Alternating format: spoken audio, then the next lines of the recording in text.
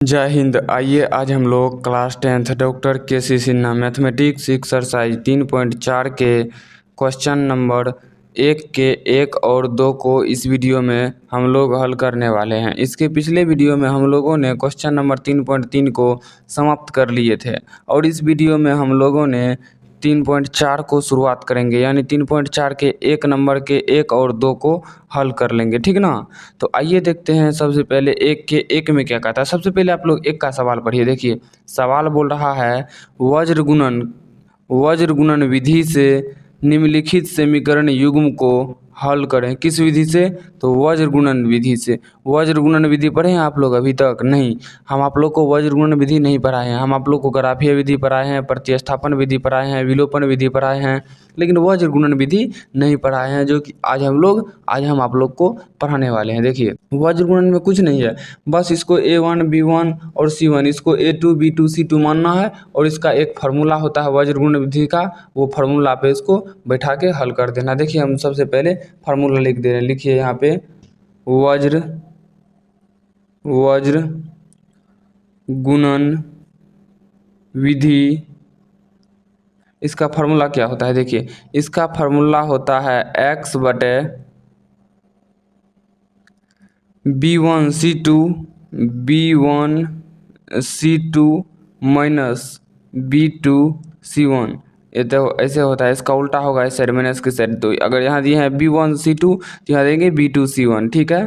Plus में क्या होगा बराबर, प्लस में नहीं बराबर y बटे C1 A2 माइनस में C2 A1 बराबर 1 बटे A1 B2 minus A2 B1। ये होता है इसका वज्र गुणन विधि का, यानी वज्र गुणन विधि द्वारा हल करने का सूत्र होता है, ठीक ना। तो चलिए हम लोग इसको हल करते हैं। सबसे पहले 1 नंबर का, 1 नंबर में सवाल क्या लिख दीजिए तो 8x प्लस 5y बराबर 9। ये हो गया आपका समीकरण 1।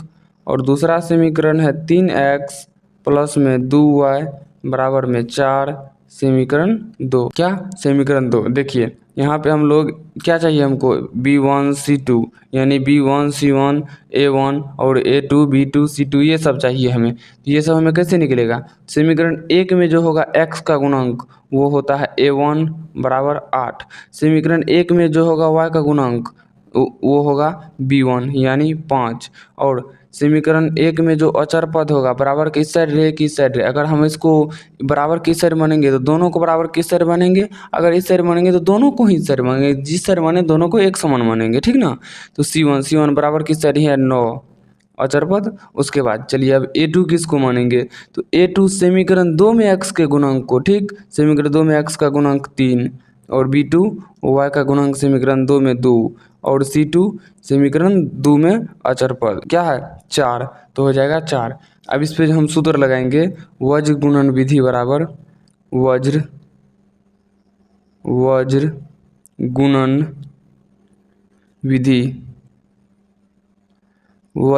विधि बराबर x बटे B1 C2 minus B2 C1 बराबर, यहाँ आप लिख दे रहे हैं, कोई दिक्कत नहीं, ठीक, y बटे C1 A2 minus C2 A1 बराबर 1 बटे A1 B2 minus A2 B1, ठीक ना। चलिए अब इसको हम लोग हल करते हैं। देखिए सबसे पहले इसको हल करते हैं, क्या है x बटे B1 C2 minus B2 C1। तो x बटे B1 क्या है देखिए तो आपका 5 गुना C2 क्या है आपका, C2 यहाँ पे है 4 माइनस, उसके बाद क्या है, उसके बाद है देखिए B2 C1, चलिए B2 कितना है 2 गुना C1 कितना है 9 बराबर y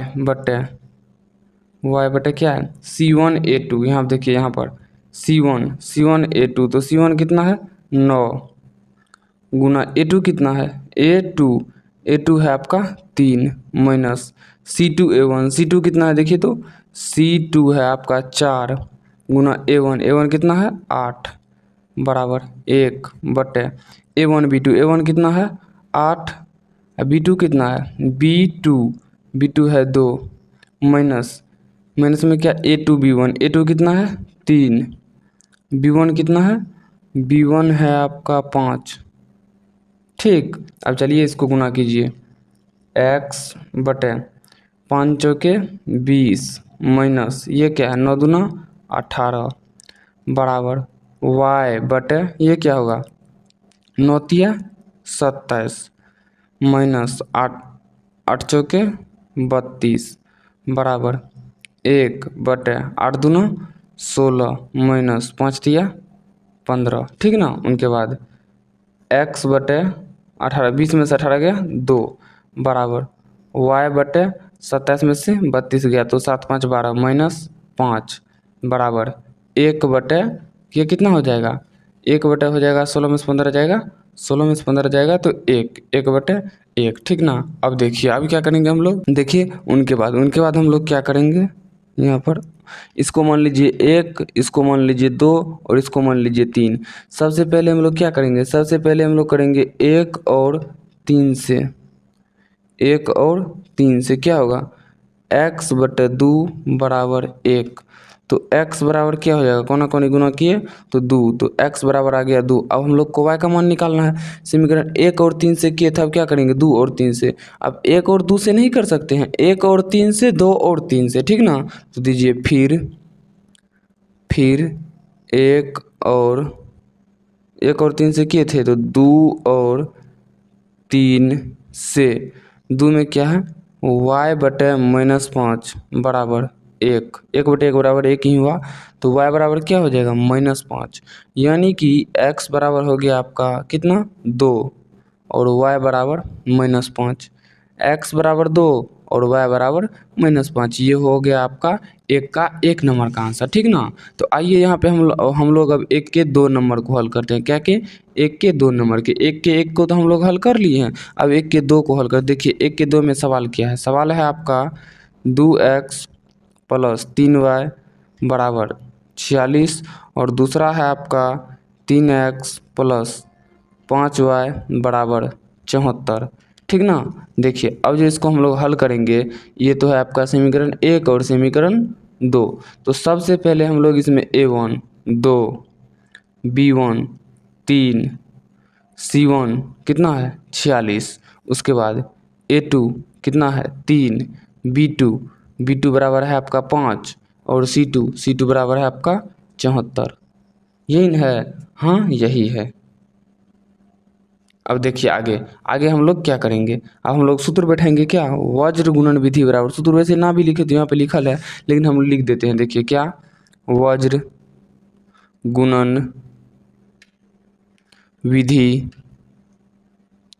बराबर x बटे b1 c2 minus b2 c1 बराबर y बटे c1 a2 minus c2 a1 बराबर 1 बटे a1 b2 minus a2 b1। यही होता है सूत्र। ठीक ना, तो चलिए अब सूत्र पे बैठाइए, बराबर में है x बटे b1 c2 है, हाँ b1 c2, तो b1 कितना है देखिए, तो b1 3 गुना c2 आपका कितना है b1 c2 है 74 माइनस b2 c1 है 5, c1 है 46, 5 गुना 46। ठीक, बराबर y बटे क्या है c1 a2 minus c2 a1, c1 कितना है 46 गुना a2 3, 46 गुना 3, इसमें क्या था b1 c2, b1 कितना है b1 भी 3 है। ठीक है,